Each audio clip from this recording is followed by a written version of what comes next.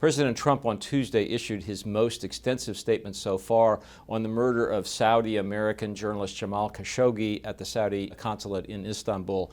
What was striking about the president's statement was that it appeared to be an attempt by the president to put a period mark at the end of the sentence, to close the book on the Khashoggi controversy. It's a very simple equation for me. I'm about make America great again, and I'm about America first. But it isn't going to be that simple, won't be that simple because Congress will still have a say in this matter.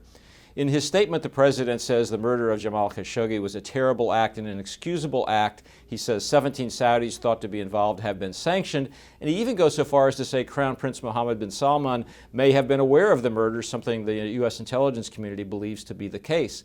But then he goes on to say essentially the U.S.-Saudi relationship is so important, it's too important to be interrupted by this controversy. In particular, he says the Saudis are a vital counterweight in the struggle against Iran for influence in the Middle East.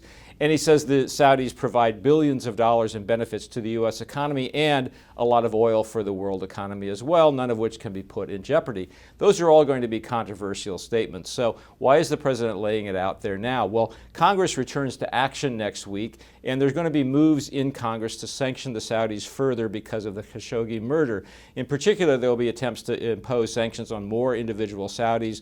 There will likely be some attempts to cut off or at least reduce U.S. arms sales to Saudi Arabia.